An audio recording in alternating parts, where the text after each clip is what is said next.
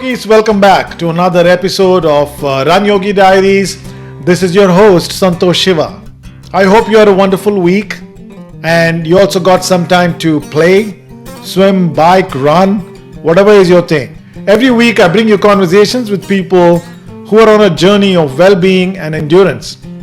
I hope they spark some possibility in you, leave you with some tips and perhaps some inspiration to perspire. If you like this channel, consider subscribing to it, hit like if you like this video, and leave your comments below and let us know what you think. This episode is also available on all major podcast platforms if audio is your thing. In the house today is someone that actually quit a lucrative consulting career to pursue his passion for running, and then went on to disperse his passion through coaching. We get behind the scenes of his why and how. Let's welcome Dharmendra. Hey Dharmendra, welcome to RunYogi Diaries. Hi Santosh, thank you for having me on your show.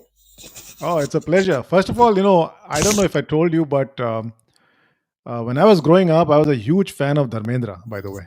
Huge fan. Okay.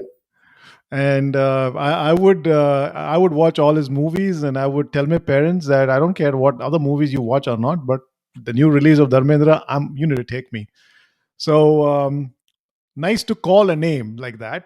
So by the way, do you go by Dharmendra or do you go by Dharam, or what do people call you? Yeah, I mean, depends on, from when we know each other. My engineering batchmates call me Dhammo. Dhammo. My work colleagues from then on call me D. Yeah, and it keeps varying. My trainees call me D. Okay. My wife Nobody calls calls you me D. Dharamji. No, not yet. Not yet. Yeah, yeah. Cool, cool. Hey, that's pleasure having you. Obviously, you have a fascinating journey. Of running, uh, mental health, Boston qualification, coaching, leaving a corporate job. There's a lot that you've been up to. So we're gonna dig a little bit into that, so we can the listeners can take away something back in their life from your journey. But before that, let me request you to maybe make a quick personal introduction, and then we'll jump in. Sure. So I'm a Bangalore boy. I still live in Bangalore as of this moment, although I've been around the country a bit. I was raised in Bangalore. I went to school in Bangalore. I went to college in Bangalore. And then I went to Trichy for 4 years for engineering. Then I worked for a year in Bangalore, like everybody else does a software engineering job, probably for a year. Yeah. And then I went to business school. I went to IIM Lucknow, and that's where I started running. That's the most Hmm. important thing I guess I took away from business school. We have a beautiful campus, and Hmm. I started running there. And then I lived around the country for a bit. I was a business consultant as my, in my last job. I worked for KPMG as a manager in business advisory, and then in the year 2011 I quit my job. Along the way, because I had started running, I ran the first Mumbai marathon Hmm. and so Hmm. on. One thing led to another, and here we are. Here we are. All right. Yeah. And yeah, so let's dig in, right? So you said you started running in I am Lucknow. So maybe we do a little bit of a flashback, Sure, go sure. back to memory lane, and so what got you started? Why did you take up running? Yeah, so when I started, it was a complete accident. One, like I said, the campus was beautiful. In Lucknow in winter is just mind blowing. And I used to run to warm up to play football. It wasn't like I played any great football, but I love to play football. I'm just a little more conservative now, so I don't play now. But because I used to pull various muscles while playing football, I wasn't in great shape. It's a good idea to kind of just warm up before the game, right? Run for about 10-15 minutes, and the campus was conveniently at a certain distance. But a switch went on one day. I was just talking to my brother who was then at university in the US, and I told him, look, I ran this distance in this much time today. And this was, I had calibrated the loop using my motorcycle speedometer, right? So no Okay. GPS watches in that era. And he told me, "Have you heard of the Cooper's test?" Right? The Cooper's test is one of actually a series of tests which was invented by Dr. Henry Cooper, the father of the aerobics movement. And the Cooper's test says that if you can run 2,800 meters in 12 minutes, if you're in the 18 to 34 age group, you're at par. It just so happened that particular day I had done so. And when he asked me about this, I went and dug up, and he told me, "Look, it looks like you're pretty above average at running because you're able to run 12 minutes." And that's it. A switch went on. It's never gone off. I've just loved running ever since. And then, I could run two loops around campus. One loop was 2,800 meters, then two loops of campus in 24 minutes or so. And then it gets, harder, right, to try and run three loops in 36 minutes and so on.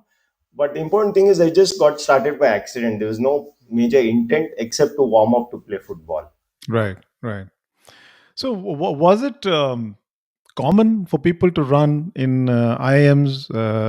People are very busy in those 2 years, just getting the Yeah. course done. Good question. See, I wasn't doing too well on campus. Uh, so it wasn't like, I was very busy to go study or something. And Hmm. besides, see, even if you're studying, there are enough people who actually take time out to run. In Hmm. 2001, maybe there's just two other people, including the guy who was running alongside me. My first Hmm. running partner was a guy called Abraham Plamutil, who was my batchmate. He was a lawyer, Hmm. and Hmm. we used to have fun running. But not everybody ran, but a ton of us played football.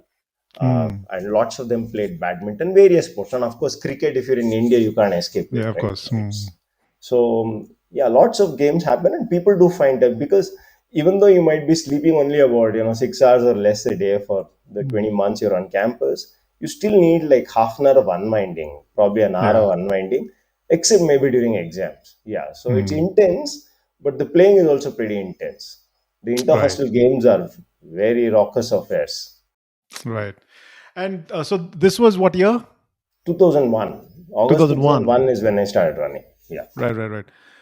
Okay. Then you obviously got out of campus and started working. And did you continue running after that, or it took a Yeah. hiatus? So I started running. I continued running post Lucknow. I moved to the National Capital Region. I used to live in Gurgaon for some time, then in Noida for some time.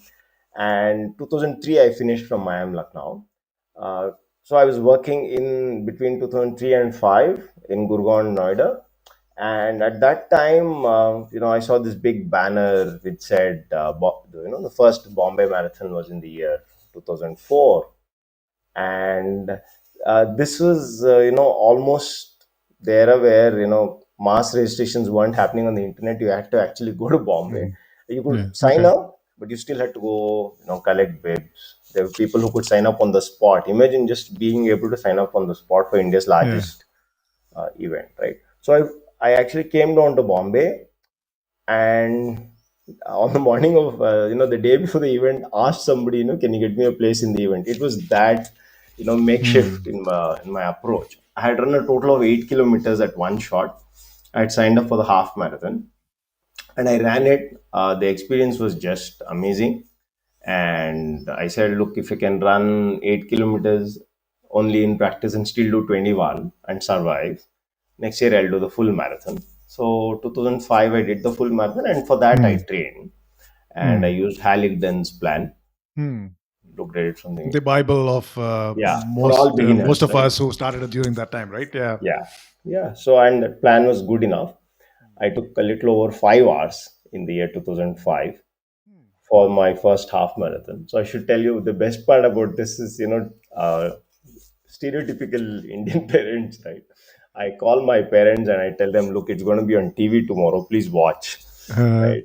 So I call them at around noon the next day, right? Because I've taken 5 hours. The day starts at around 6 or 7 or something. And I asked my mom, "Did you watch?" She yeah. said, "Look, we watched till about 8:30. That's around the time John Kelly finished. Whoever was the winner in that No, year." no. She said, "But we saw only Kenyans finish." You didn't come on TV, so we shut the TV. So that was actually, quite a nice moment because, parents naturally assume that, if I take up running, I'm going to be an athlete or something. I guess Yeah, they had yeah, no yeah. clue. Neither did I, honestly. Of If you course. had asked me in the morning of the event, I wouldn't know if I'd finish in 4 hours or 5 hours. Yeah. But from there, obviously, I started working Mm. harder at training, right? Mm. Various building blocks. Everybody has a rough sense, but we Mm. really didn't have any coaches at that point. Yeah. So mostly self-coached using plans Mm. from Hallington, then a Yeah. bunch of running books, Runner's World, Ultimate Running Guide, right? Yeah. And then I moved to Bangalore in the year 2005, sometime around Feb, and there was a Runners for Life club in Bangalore. Bunch of Mm. us amateurs who had all run various events, including some who had run events overseas, Mm. and hence who had access to some training plan better than the Mm. ones that we were accessing, Mm. and some ideas on how to train. A lot of people who've lived in the US for like a decade or so run Mm. various events and come back. So we got together, uh, you know, came up with some sort of a hybrid approach to Mm. training, and then we improved because they were running events, right? Then it was almost top down kind of approach, right? There would be an event and you would train rather than you train for a certain distance and do an event. Right. And in the year 2007, my brother was in Chicago at university. I came and ran the New Jersey Marathon. Mm. So I finished in exactly 4 hours and Mm. 18 seconds or thereabout. And that was paced by somebody who was a very experienced runner. Mm. And that was eye opening, right? The fact that if Mm. you just run even pace, more or Mm. less throughout, you are likely to hit your distance, right? 18 Yeah. seconds off is not too bad. I had friends who drove me to the race, 60 miles one way. We used to live in Jersey City, Mhm. and that was great. I mean, once you knew what could be done, and then your training goes up one notch, right? Yeah. Even pace was almost unheard of.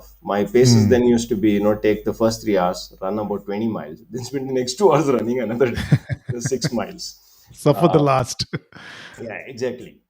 And I got increasingly better. I was running Mm. distance of about 50 to 75 kilometers a week, but not very regular till, I had just started a consulting job in 2006.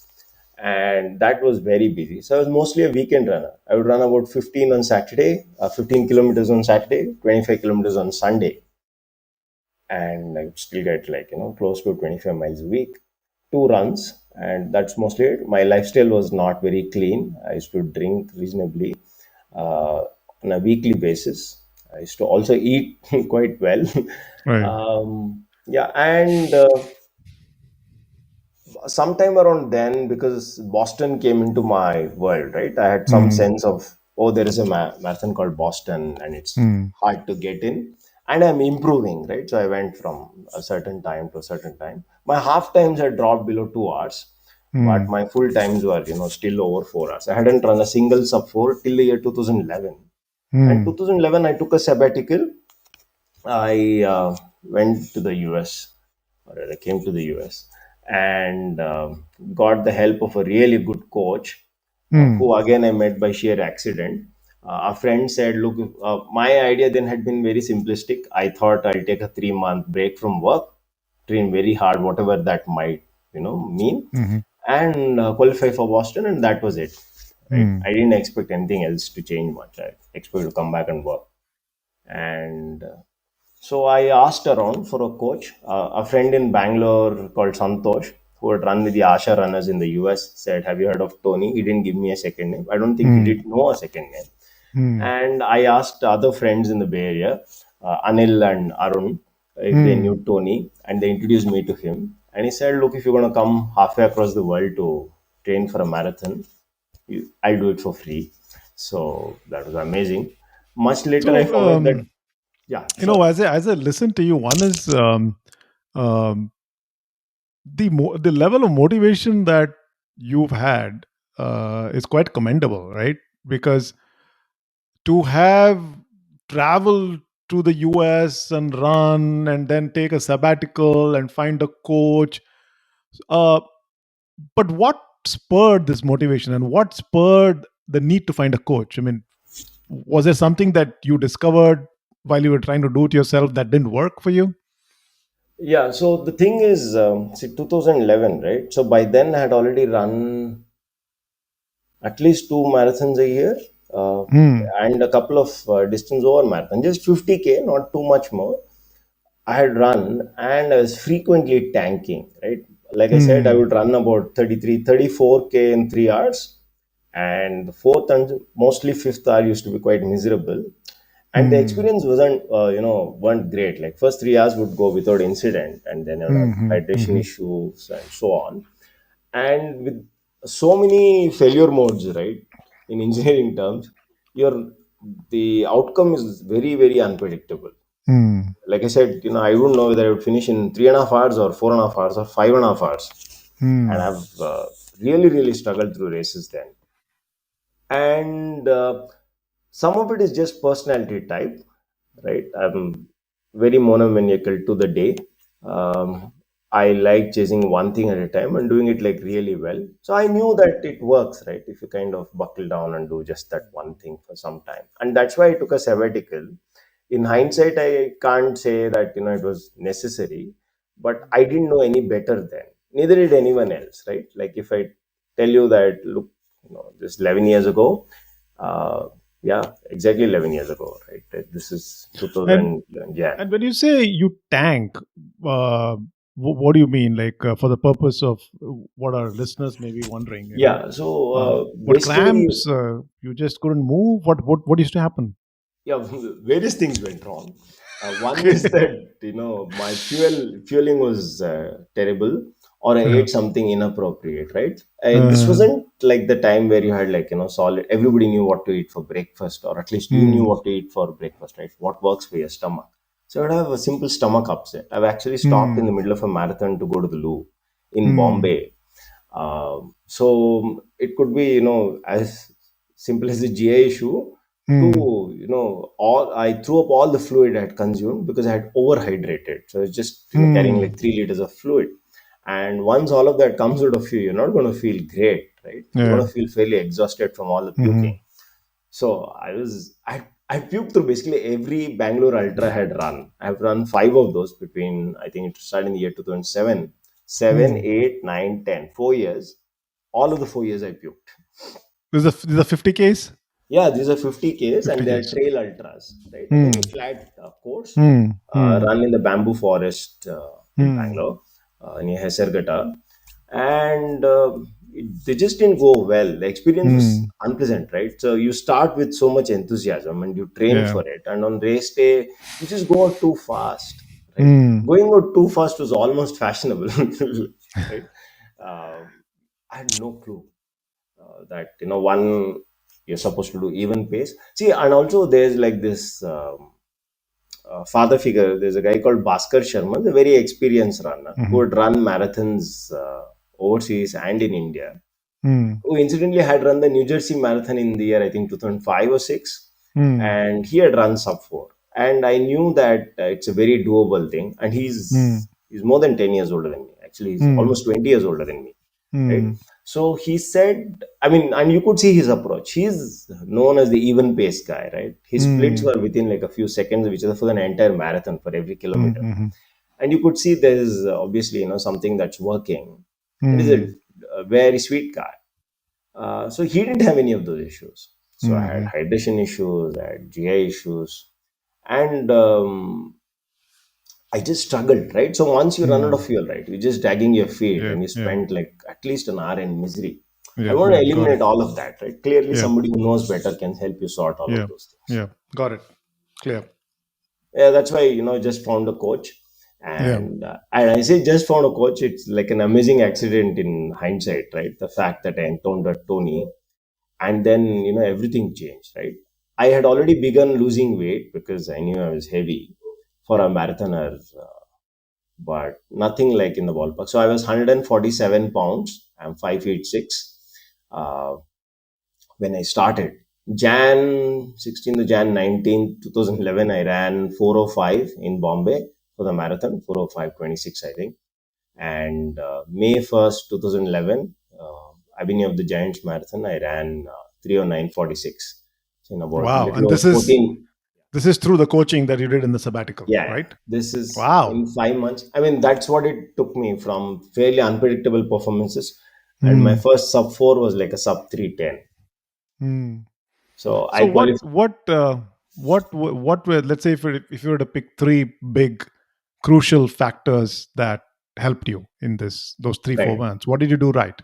Yeah. So I think my muscle mass changed significantly. Hmm. I went from being about, my guess is anywhere between 15 and 18% fat to about 10% fat. We have readings Hmm. from them.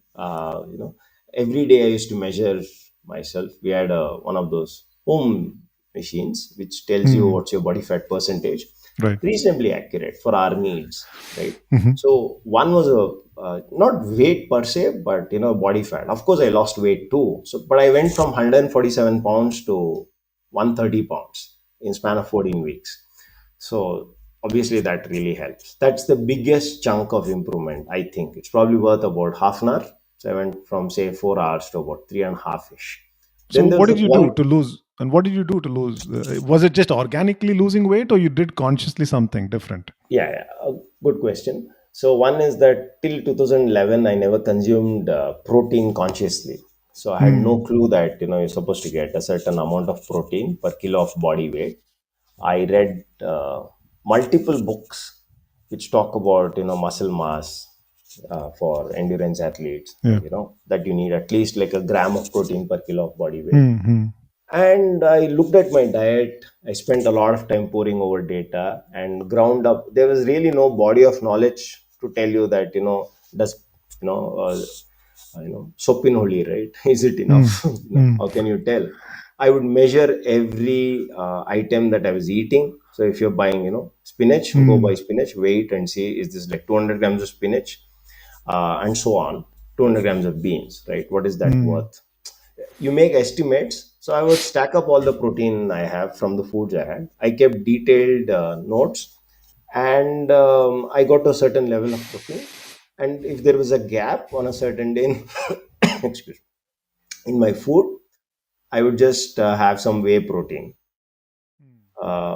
And that, because it was still vegetarian source, it was fine, and I could see the effect. So actually, so I in the by the time I got to March, right, just about a little over 2 months. By end March, I was within 2 pounds of my target weight. Right, the Hmm. protein pylon, and also I was doing very high Hmm. mileage and quality mileage. Right, so I'm somebody who's not run 3 hours at 12 kilometers an hour, 7.5 miles an hour. I Hmm. was now running that in my training runs. And to put it in perspective, my lowest mileage week was about 35 miles. My highest mileage Hmm. week was a little over 80 miles, right? There were multiple weeks of 80, Yeah. 85 miles. And running that at, 7.5 miles being the slowest speed for those runs drastically changes, right? I mean, running is its own muscle workout also, right? So you build a So lot of seven and a muscle. half. How does it compare to, how does it convert to pace? 7.5 So miles per eight hour. minutes a mile, 8 minutes a 8 minute mile was my mile. easy pace. Uh, Wow. That's yeah. quite. And that was, That is remember pushing. that was faster than my race pace in India, right? So Yeah. we went, top Mm. down, right? We know we want to Yeah. run 310. Yeah. Yeah. So we Got would it. see where I would get, and we would Reverse. Yeah. recalibrate every few weeks. Yeah. So, Understood. and suddenly I was able to run. I ran a small 5K in San Mateo, one of those President's Day runs or something. And I didn't break 20 minutes. I was a little gutted. Then my coach pointed out, look, this is a one big hill in the course that Mm. must have Mm. cost you like 20 seconds. 2 weeks later, I ran the Asha 10K in Sunnyvale, and I broke 40 minutes for the 10K for the first time. And that Wow. was like reassuring, right? So I'd waited for about 10 weeks in training. But once I ticked that off, I knew, look, I'm on the right path. The outcomes are coming out of the process. The process is right. And till then, I hadn't gotten injured. That was also key, right? So I was sleeping 9 to 11 hours. So three big blocks. One is I cleaned up my nutrition, food by food. I kind of aligned only things which were healthy. Second, there was significantly high and quality mileage. and third was sleep. I was sleeping 9 to 11 hours a day, Oh, and this was nice. somebody who's sleeping six and a half hours a day as a consultant for at Yeah. least 4 5 years before that. So That's awesome. So those are big three changes you made, and that last one that you talked about, which is right, sleep, right? I mean, that's one thing that is getting a lot of attention now right, in the mainstream. Nobody was talking about it as much, and last two podcasts I've had, this has come up as a common theme: sleep, right. get rest, right? So, do you measure sleep today? Like, do you use any tools to measure your quality of sleep, or is this basically going by the length of hours you sleep? Not really. I mean, unless there's a reason to track it. I mean, I Hmm. do wear my Garmin and go to sleep, Hmm. but I only look at it, post facto. I Hmm. don't watch it personally. I don't use a alarm to wake up. That's my Hmm. metric. If I can go to sleep and wake up without an alarm, that's a good indicator of quality of sleep. So, Yeah, and that's a good it's one. controlled, right? So you do a Yeah. good Yeah. job. You wake up on your own. You feel rested when you wake up most days. Yeah. Yeah. That's a Yeah. good one. So That's a good one. Okay, so you're now at 3 hour 6 minutes, right? That's what you got to after yeah, this 3 hours 4 minutes. 3 hour Eventually, I 4 minutes, ran. Yeah, right? in And did that put 2014.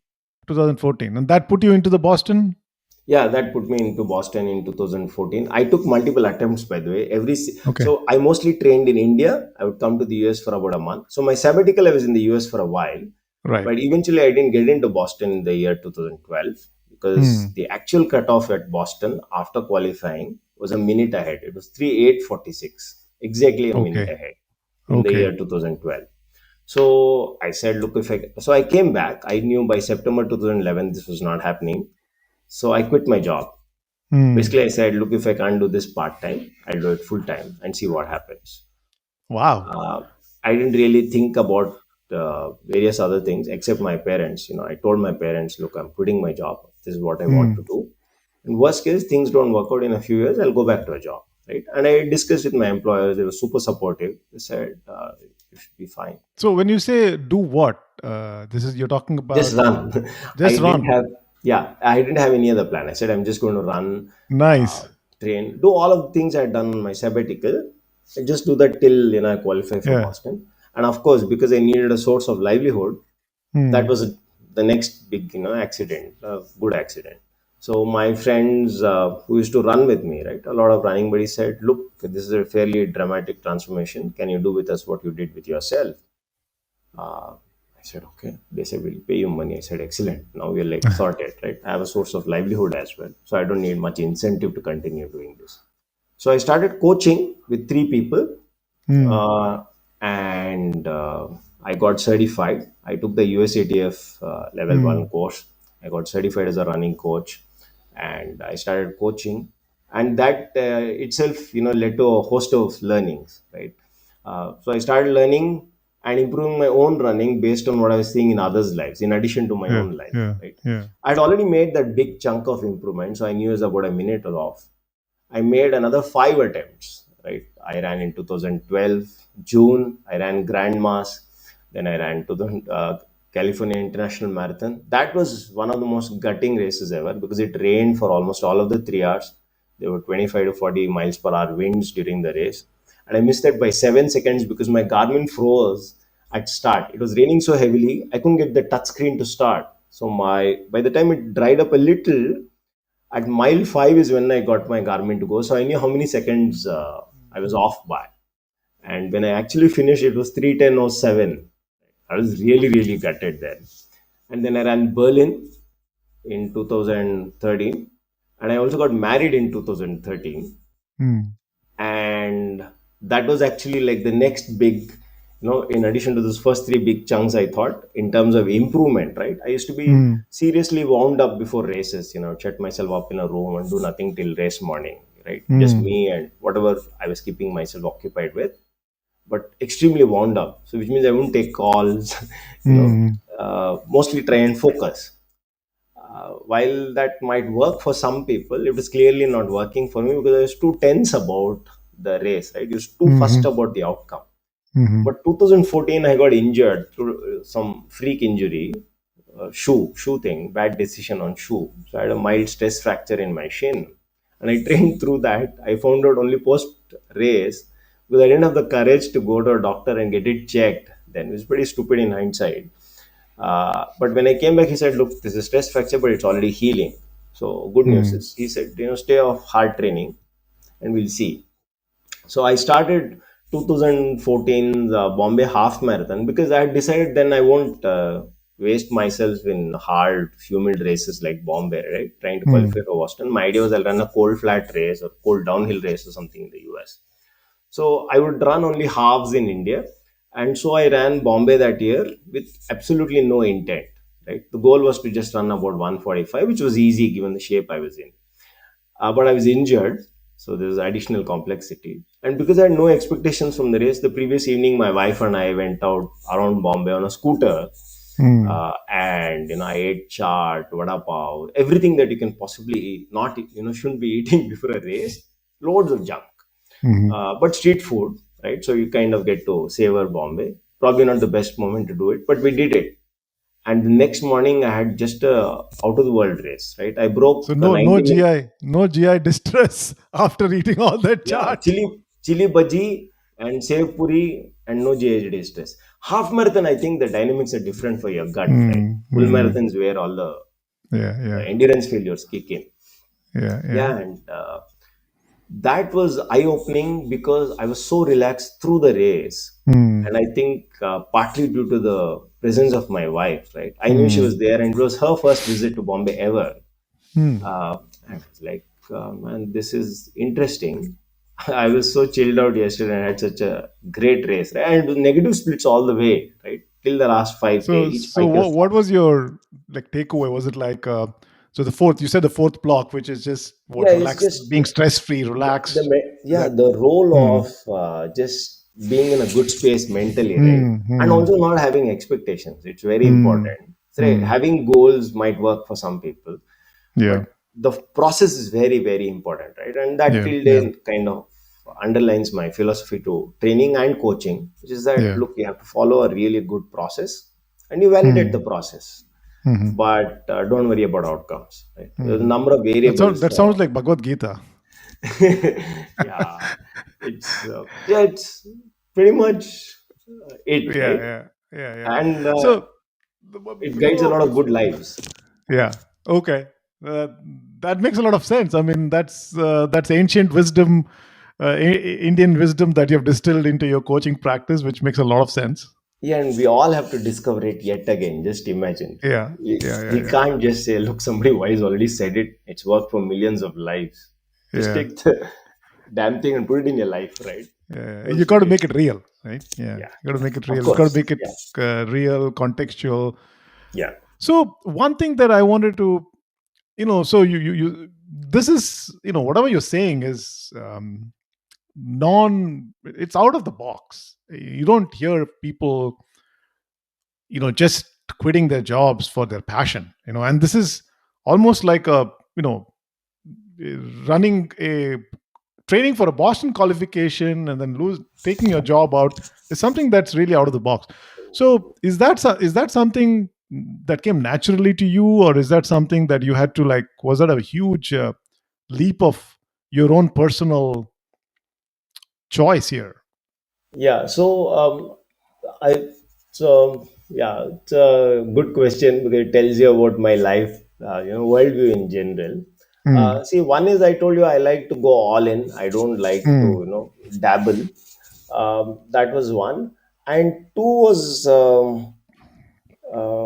what should I say it? See, being monomaniacal means it has its healthy side, it has its downsides. I actually didn't think about too many other things, right? Taking a mm, break, the way I saw it, actually, that was the only thing I saw. I didn't see a mix of, trying this because I frankly didn't have enough clarity on my lifestyle to be able to say, look, I can actually train like, 10, 12 hours a week, which is all you mm, need, mm, right? And find say 9 into 5, right? Say 60 hours in a week or something to sleep.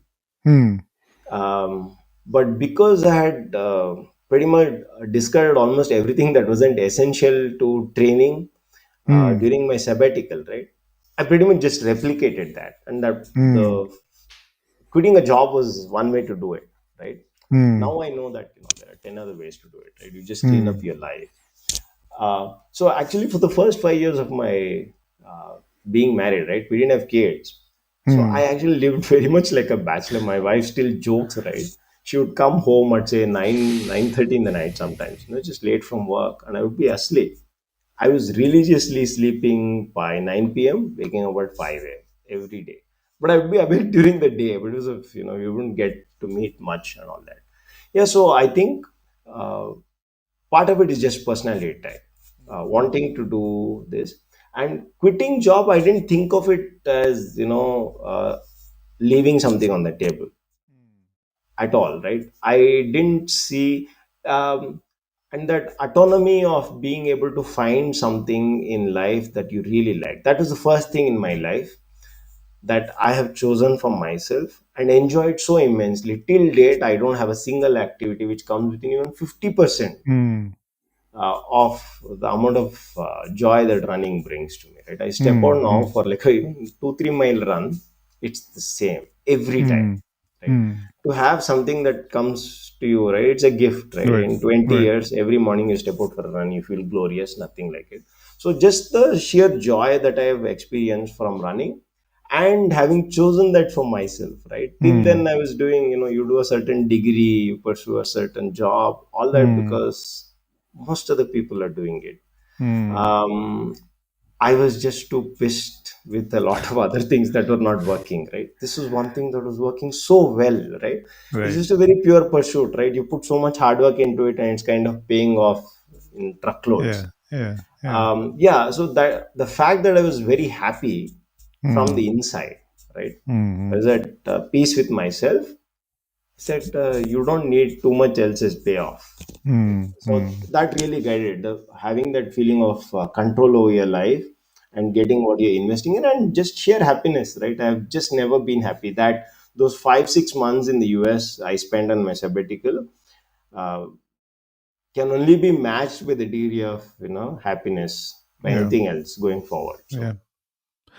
So pursuit of happiness. It's like I mean, it takes courage. It takes courage to do what you did, and it seems like, I mean, you say it's a personality type, but at the same time, it takes something to just, you went to IIM, you did an MBA, you had a career going, which a lot of people would aspire to do. I'm sure it was well paying. It yeah, takes yeah. something to just put it all and say, you know what, I'm going to do what right now makes me happy, and I'm not able to get that out of what I'm doing today, from my job or whatever, right? And just completely do that. It takes courage. Yeah, so also because most of us see we think that it's a big bet. A lot of people also tell me till date that you took a big bet. I did. I know I took like a big bet, but the other options, right, were all miserable. Right, I wasn't greatly happy. And if you have like what am I doing with my life kind of a thing, which by the way is apparently well studied. Uh-huh. It hits a lot of us in our early to mid 30s, right? Hmm. Your career is at a certain stage. You have Hmm. the time to actually reflect, right? Otherwise you're Hmm. just Hmm. racing or running to somebody Yeah. else's Yeah. tune, right? Once you've got that time to reflect, you're wondering, right, is this what I want to be doing for the next 30-40 years of my life? Like, what's the one memory I'll take from, say, the years 25 to 35, right? Hmm. There is just no richness with what I was Hmm. doing, right? I could Hmm. just say, oh, I was also another consultant, and quite honestly, I was an average Hmm. consultant. Hmm. I wasn't like the best consultant, Yep. but I was in the top 2% of runners. Hmm. Yeah, I think post school or something, that was the first time I got to any level of achievement at anything, Hmm. right? Hmm. And it's rewarding, right? I wasn't trying to run only 310. I just trying to Hmm. be super healthy. I cleaned up my lifestyle like crazy, right? People who've Hmm. gone uh, to engineering with me or B school with me, right? Quite a few people wouldn't recognize me the first time they saw me, right? Because I shrunk Hmm. uh, significantly. And like I said, great lifestyle, right? How many people do you Yeah. know Friday night just going to sleep at like 9 p.m. or before, Yeah. right? I was Yeah. taking afternoon naps at the times that, I would have been working Yeah. otherwise. Yeah. Yeah, Yeah. so that Living it. really helped. Yeah. Yeah. Got it. No, I think there's a lot of gold in what you're sharing. It's out of the box. It's a thing that people talk about in books, but what you've done is in practice, which is you're living your life, and what else there is, right? And you can get caught up with the baggage of survival. Not many of us have the courage or the ability to switch off that and move into something that calls your name and do it. So that's quite awesome. And so so while you're doing this now, the Boston qualification, Boston Marathon itself, right? When did that happen? That happened in the year 2015. In 2015. 2014, I qualified in a race in Ojai, California. Mm, The race, mm, small race called Mountains to Beach, which is downhill, mm, drops about I think half three-fourth of a mile from start mm, to finish, and that worked really well for me. Which is where our friend Anil mm, really helped. He found that such a race exists. I ran it. Both of us ran it incidentally. mm, I had a great time. I qualified, and those 2 hours that or couple of hours, I think a little more than 2 hours, we drove back from Ventura to mm, Anil incidentally has connections in Santa Barbara too, right? So mm, that's, I think, how he knew about the race. We drove back from the race back to the South Bay. Those few hours are like, the calmest I think I've mm, been in at least the years till now. It's just amazing. I still have perfect memory from that trip. What we ate. We ate some burger at a certain outlet. mm, Certain kind of bread, certain amount of mm, cheese. mm, mm, But for the first time, I had a gap in my life. I was mm, 33, and in 2011, when I qualified for Boston for the first time, I was 36 when I actually qualified in 2014, mm. and suddenly I didn't know, what else to chase. A huge gap in now. What are you going to do, right? What after you qualify for Boston? Um, so I ran in the year 2015. Uh, it was just as much fun as Mm. a running fan can have. I got to meet Mm. John Benwa Samuelson. I got to meet Amby Burford. I got to Wow. meet Bill Rogers. Pretty much How did you get to meet everybody. them? You sought Sorry. out. You sought out to meet them. How did you No, meet they them? all come to the Boston Marathon Expo, or there are Mm. various events organized by some running Yeah. supplement or Hmm. running magazine. There's a magazine called Marathon and Beyond, which is Mm. sadly no longer around. It's a beautiful magazine for distance running lovers. So various such magazines had organized. A food supplement organized one with Mep Keflsky. So the Boston Marathon Expo, unlike other races, right? Huge race.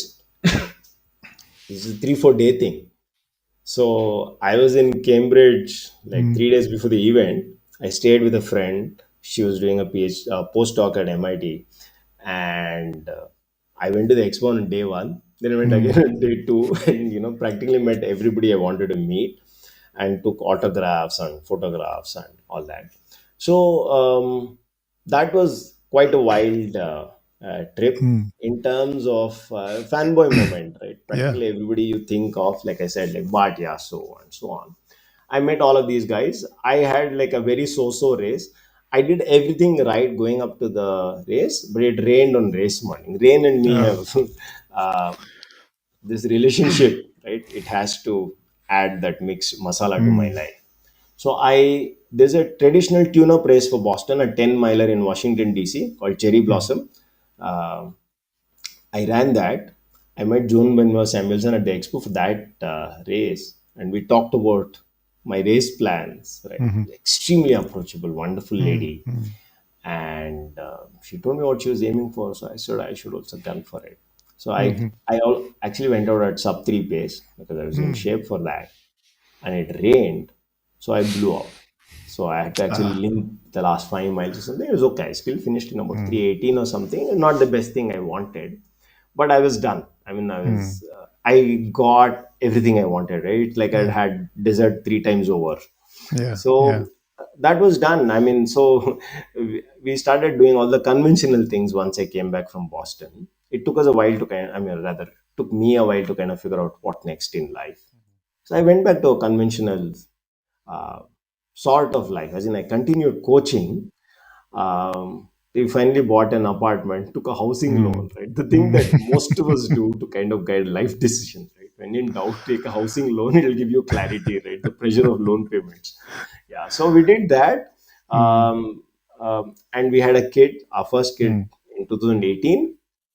And so basically between 2015 and 18, I didn't have any big goals in life beyond coaching. So I was Mm. coaching. I actually had one of the people I coached qualify for Boston. So that was steady state. Mm. So we had a first kid in 2018. We had another kid last year, Mm. 2021. But after the first kid happened, life goals completely changed. Right. Uh, till 2018, my life was running, filter coffee, some reading, Mm. Mm. and then everything else, right? Mm. Embarrassingly, not so much attention to family or friends or anything Mm. else. But once kid appeared, right? Right. Whether by design or by sheer brute force of being a bawling baby, it went right to the top of that list. So I actually didn't run for some time. I'd run just 3 days a week. Mm. uh, and running wasn't the number one item. I didn't know any better, Yeah. but life changed, right? You Yeah. start Yeah. looking beyond yourself. And I was 40. I turned, my first kid was born, was 40. So it's not like exactly a young age to be a father. Yeah, and just, yeah, things have changed since then. So, Yeah. Great. So, how's coaching been? I mean, has coaching been a satisfying, you know, decision for you? yeah, incredibly so. Mm. Uh, just not not just fulfilling from a existential standpoint, right? Mm-hmm. uh, but also how it makes you grow as a person. Mm. Again, it was not something I had any expectation from. I guess the best things happen when you really don't have too many expectations in terms of what you discover about yourself, right? Like, Mm. we all, when somebody says, I need to go from, say, 4.5 hours to the marathon, or five and a Mm. half hours to the marathon, to 5 hours for the marathon, right? Yeah. um, the drivers for that, right? Like, in each case you have a hypothesis saying, okay, this is what I think this person should do. But people sometimes invest, say $250 in a pair of shoes, which will give them, like, say maybe 4 minutes on the marathon, rather than lose 10 kilos and get like 50 Mm. minutes on the marathon. Mm. And that's not a bad decision. It's just that it's much easier to buy the $250 shoe, right? The kind of lifestyle changes you need to make are huge sometimes and very hard to make, right? And when I started coaching, it was extremely a very limited approach kind of a thing. Look, I'll give you a plan and you follow it, no deviations, that kind of a thing. And not much communication, two way, right? Pretty much one way, only because I was trying to run a very tightly controlled this thing. But 2014, like I told you, right, it opened my eyes. Till then, it was just planned. So it's mostly a physical dimension to training. But post 2014 became extremely mental. So you need to get a handle on people's contexts in life, right? Like, why are they doing this? Uh, in addition to why they say they're doing this, right? It's not always the same thing. And you have to see people in training. While I coach, about one third of the people I coach are remote, right? The levers for improvement are very different. There's huge amount of trust required and a lot of data also required, both things in remote. Whereas in in-person training, you just have to go see a person do the training to know, are they investing everything? Do they look well slept when they turn up for training? Right? There's no point in doing interval workouts if you aren't well rested. And you then begin to put all these pieces together, right? So you tell them, you watch people and you tell them, and people have been incredibly careful in picking the people I coach. So I don't coach too many people. I coach only about two, 3 dozen people at a time. But once that basic filter is done, right, they just turn out to be complete gems. The kind of things you learn about yourself, the quality that it adds to your life, right? You just suddenly have a really good reason to get up on a Saturday morning, and that's not your running, or a Sunday morning, and it's not your running. You just know that when people do well, I waited in great anticipation for my trainees to finish races. Sometimes these are 24-hour races. Sometimes these are races in the US, and the sheer joy with which they call you, right? And it's not Hmm. just post-race endorphins kicking Yeah. in. Yeah. The fact that they've cracked something that was so important to them, right? Whatever Yeah. that might be. Sometimes it's Yeah. a time. Sometimes it's just a milestone. Just getting Yeah. to the distance is big enough for all of us, right? Yeah. Yeah. Uh, that is very rewarding. Yeah. Yeah. And then like I tell people, right, I've coached a few hundred people over the years. You have Hmm. access to only one coach, right? I have access to Hmm. few hundred people, all of whom have contributed something that has made me Yeah. better as a person, better as a coach. Yeah, so in several senses coaching has been extremely enriching as an experience. Yeah. Lovely. And you also mentioned when we caught up initially, you also talked about the importance of mental health and running. Yes.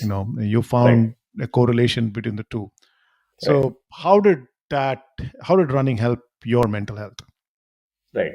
So I spent quite a few years of my life around engineering largely, and around the first year of my management, being quite depressed, like manically depressed, right? So one day I'd be like super great mood, and next day, I'd be like super down, right? Inconsolable, basically unproductive, very listless. Uh, but I started running, and I could see what it was doing to my head, right? A lot of people will kind of recognize this. When you're running, for a lot of people, it's like meditation, right? It's just like, dynamic stretching for the mind. And it just does wonders. It's, of course, there's some chemical mechanism at work, but in my case, it's something that's, frankly not worn off in 20 years of running. I'm at my best behavior when I run. Otherwise, Hmm. I'm like a slightly prickly character, Hmm. too quick to take offense or too sensitive, and so on, Hmm. right? But when I'm running, enough people have told me that you're good company for running. So I said, my best personality is out when it's running. So clearly, it's Hmm. doing something good, right? Hmm. And it's keeping me on the straight and narrow, right? A very Hmm. disciplined lifestyle. Running is just an avenue to kind of Yeah. get fit. What's not to like, right? It Hmm. keeps me disciplined. There's a schedule to stick to, what you want to do. And in most cases, you know that if you put in earnest effort, it's paying off, Yeah. and it's cleaning up your head, right? So all Hmm. the best advice I dish out is usually on the run. All the Hmm. problems I try and solve, including life problems, right? Yeah. Life situations for other people, right? You go run with somebody who's having a difficult moment in their life, right? You spend 2 3 hours running together at some aerobic pace. We have conversation. At the end of it, we typically find some workaround to this. Hmm. So you like, there's this thing about management by walking around, right? So a lot of Hmm. us now use management by just running around, right? Running around. Yeah, that management might be your, Yeah. your Yeah. own Yeah. life's management. So one, it makes you more productive, right? From going to being listless for a significant part of your day, to being productive and being in just a good mood, and Yep. a good company to hang out for other people, right? Like if Yeah. you're Yeah. not in great mental health, one, you won't be very productive. Hmm.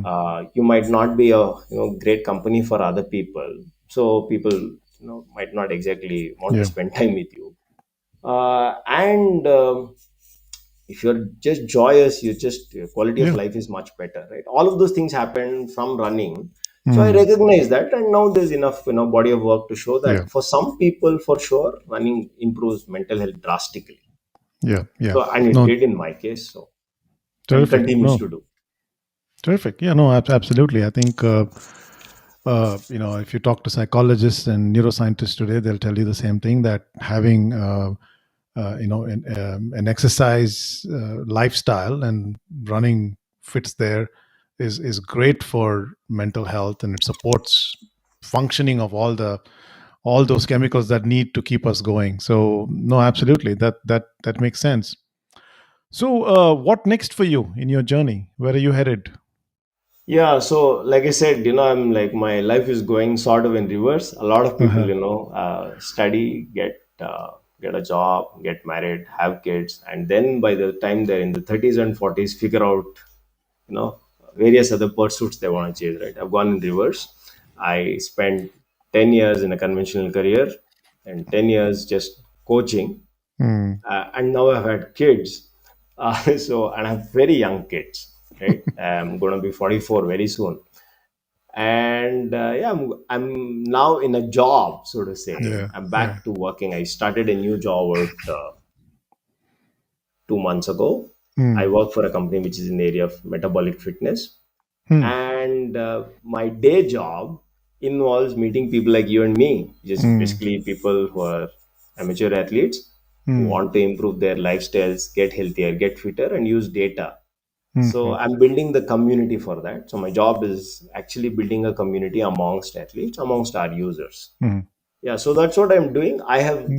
honestly no clue where this will be in 6 months, year, two Hmm. years, right? Some of it, of course, depends on how we do.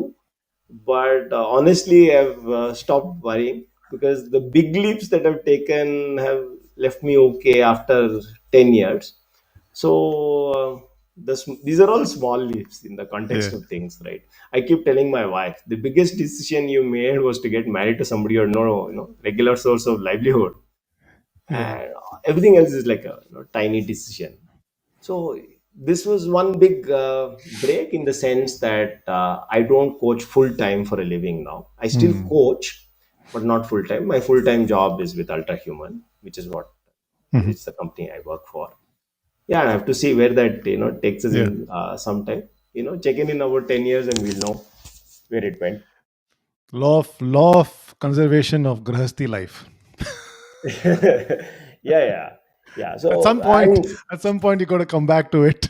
Whether you do it early in your life or later in your life, it doesn't matter. It's a law of correct, conservation of correct. grahasti life. Yeah, reversion to the mean. But what about running? Where is that headed? Yeah, so I've run. So I qualified for Boston incidentally again in 2017. I ran a Hmm. race in Denver, which is by the way a Hmm. 2 mile drop from start to finish, and I went pretty hard. I was in good shape. I thought I'll break 3 hours. I finished in 3:5:58. All of the extra 6 minutes was in the second half because I pulled both my calves. Ouch. So Hmm. I like to stay in decent running shape, but Hmm. since 2017, I haven't honestly raced because we had a kid in 2018, Hmm. and I don't get 8 hours of straight sleep most days. Hmm. Now, in 4 years, zero such things have happened. I would like to run Boston again, Hmm. maybe sometime in the future. Maybe take the kids, get them to Hmm. see what it's like, right? Yeah. So they have to grow up a little, maybe another Yeah. 3 4 years.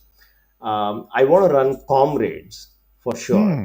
Hmm. That's on the wish list. Hmm. Uh, See, till honestly, I took up a job. Coaching income isn't anything to Hmm. write home about. It's enough. It's subsistence, Hmm. but you can't do wildly ambitious things with your bank account. Hmm. There's not much in the bank account, Hmm. right? So comrades was something I wanted to do ideally this year. The pandemic is kind of deferred everybody's plans. So I want to do comrades sometime. I want to do a 24-hour race. I haven't done anything. The longest I've run is I've run the Malnad Ultra in the year 2016 and 17. I Hmm. really loved it. Hmm. So I did the 80K. That's the longest I've gone. So Hmm. I know I can handle the comrades distance, which was Hmm. also a question mark. I've done a 75K race in the Bangalore Hmm. Ultra. Uh, so running, yes, I don't have any time goals or distance goals, but I have Right. an Right. event goal. I definitely Right. want to experience comrades once. 20,000 people running an ultra has to be something, right? So, and it's run for like 95 years. Um, I do continue to coach. I have no Hmm. plans to stop it. I definitely intend to continue running. Other than say, doing comrades, all the other races are, oh, I want to do a 12-hour run first. I want to do a 24-hour run first. I want to do a 100 mile, but somewhere in the next 20 years or 30 years. To me, the most important thing is I want to be able to run for as long as I'm alive. So if it means running half a mile a day for the next 50 years or Yeah, 40 years, that's good enough. makes sense. It means I can run a marathon when I'm 80 or I'm 70. That would be great. I Yeah. have no time goals, but I would like to run at a certain level of performance. Having no time goals doesn't mean I will not train hard, or Hmm. keep a certain standard in mind. But it's secondary. Yeah. The Yeah. primary thing is to be able to run and get the same joy out of it every time, right? Yeah. Not fuss for, oh, I can't run 310 any longer or anything like that. Yeah. I actually think my best running years are ahead. There are enough examples to show, right? Yep. People 5 years older than me are running 10 minutes faster than me for the marathon Hmm. today, Hmm. right? And these Hmm. are people who keep full-time jobs. So that's enough Yeah. inspiration, right? So to be able to run. So yeah, some wish list races exist. Comrades is probably top of that wish list. But I really don't know when in the next 5 years it will happen. But it definitely will happen. I intend to use it as a vacation for each of these things, right? They're all Hmm. big trips from India. So yeah, Yep. wherever I go, Yep. it'll be with family. So Yeah. Yeah. Yeah. Makes sense. Makes sense. That's very nice. It's very nice to have the family being part of your running journey. Terrific. Hey, listen, I think we covered fair bit of ground. Thanks sure, for sharing the breadth and length of what you've done in the past in your running. Very fascinating. Going to the last part of our conversation, I have a fun Q&A round with my guests. So you ready for sure, that? sure, Okay. All right. So this is something I love to ask all my guests. We talk about performance, we talk about nutrition, and most people who are non-runners think that all runners are like, you know, pretty boring people. All they do is just keep running around, and they don't have fun, right? So I want to right, ask you some fun questions. So sure. one is, what is your favorite junk food? Your indulgence? There's so many. Maybe ice cream. Ice cream. What flavor? Chocolate brownie. There's something called Death by Chocolate if you're from Bangalore. Yeah, yeah, You yeah. kind of know. Just completely sugar loaded with carbohydrates. My running partner, this brilliant runner in Bangalore called Atreya, was also an artist. We had a partnership for some time for coaching together for some time. We're great running buddies. Uh, he and I like to sabotage each other's, training by suggesting a death by chocolate right at the end of a marathon. So when we finish a marathon, you earn a death by chocolate, right? So that's probably like once or Absolutely. twice a year. Okay, that's pretty disciplined. Uh, your favorite gadget, running gadget. Um, I don't have a favorite running gadget, but the one I've had for enough time now is a GPS watch with a heart rate monitor. So I use a Garmin. This is like my fourth or fifth Garmin. It just takes a lot of the clerical work out of the out of your hands. You don't need to track. Yeah, but you could do this with just Strava on a phone, kind of a thing. I don't like to carry any, so I go a few days, weeks of the year when I don't use anything, right? Completely run naked, uh, in that sense, right? No Yeah, devices. yeah, yeah. But yeah, I guess a GPS watch is there's some Gives you mild obsession with data, so it's kind of useful. So yeah, right. a GPS watch. And are you a teetotaler? Oh, not at all. Not at No, all. no. So I have a I question do about like that. my alcohol, Yeah. So I have a but question for that. I have a question in that regard. sure, What's your please. favorite? What's your favorite beverage? Alcoholic beverage. Yeah, so you'll be like really surprised, right? I was never much of a whiskey drinker until somebody introduced me to single malt whiskeys. Hmm. So those are like marathon finishes, right? You would drink probably like once in 6 months. I'm not a Yeah. very frequent drinker. I probably Hmm. drink like I don't know, half a dozen beers in a Hmm. year, but I drink them all very close to each other. Hmm. So yeah, so I like freshly brewed beer. Hmm. So there are enough nice microbreweries in Bangalore, Yeah. and I like single malt whiskeys. But yeah, Hmm. very ration Yeah. through the year. Yeah. Makes sense. That's a way to do it. I know you're a ardent voracious reader. So you've seen your blog, you've listed a whole bunch of books. Question on that: Sure. a book that inspires you. Ah, it's a very hard question for me because I have multiple books which have just completely changed. I would strongly recommend the Duel in the Sun, which is about the 1982 Boston, which is about Salazar and Dick Birdsley, having the race, one of the most memorable Boston races. Um, and how it changed their lives, right? Hmm. And we now know Salazar is kind of disgraced, and Birdsley is like a superhero, right? It's amazing what Hmm. he's come through for somebody to be sub to 10 for a Hmm. marathon and to Hmm. go through the things that he went through. Hmm. And some of it obviously a result of his own actions and to be where he is. Now, we met him at the expo Hmm. for Grandma's Marathon, thanks to Marathon and Beyond. Uh, what a wonderful guy he is. It's just beautiful, right? And how he is, not dwelling on how his life has been getting Hmm. there, right? He had a lot of tough times, uh, but what he's doing to change the lives of other people, right, from what he's learned.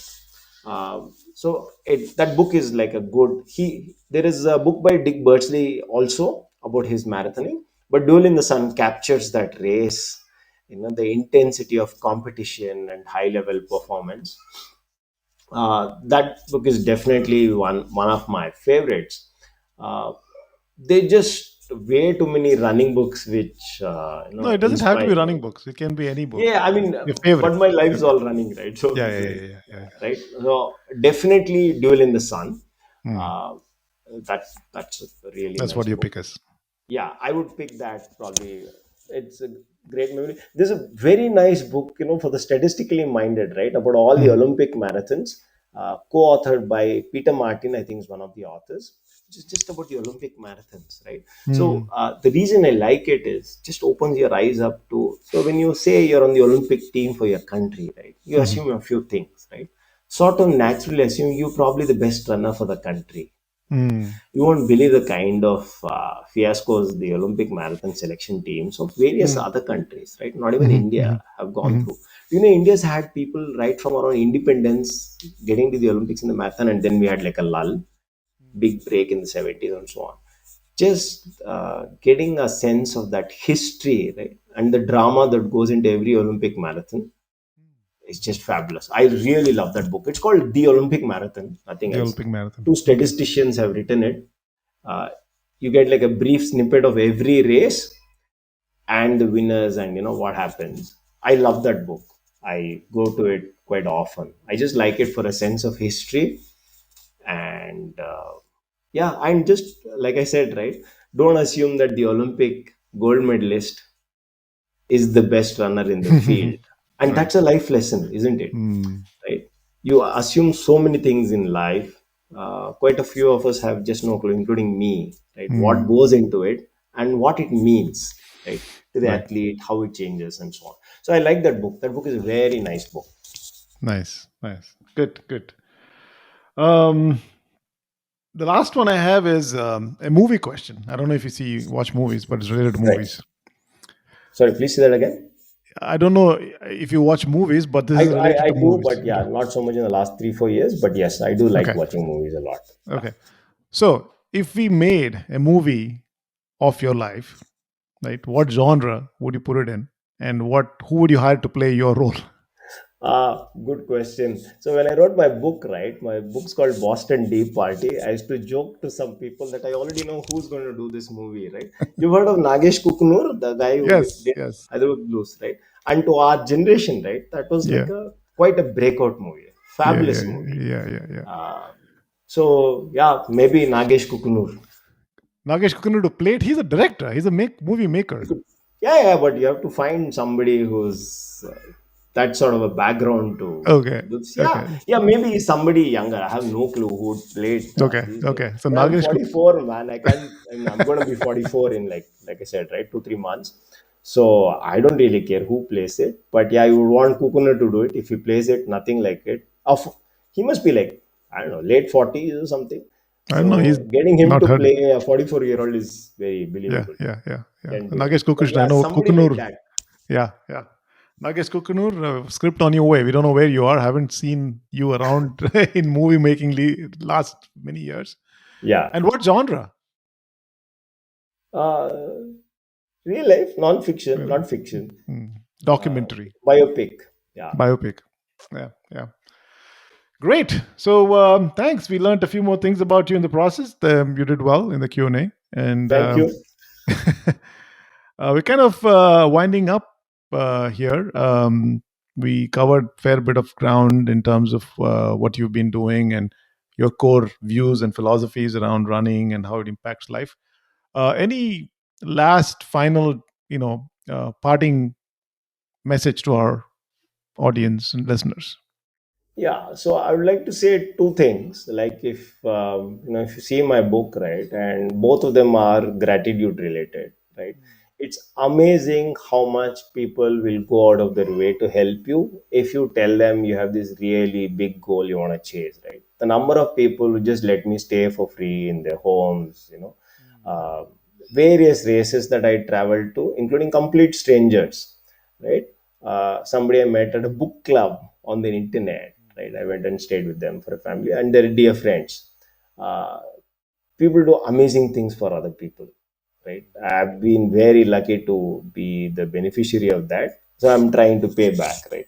So I'm hoping there's enough opportunity to do that. Uh, so people will help. Always ask, right? The worst thing that will happen is you'll not get help. Mm, That's okay, mm, mm, right?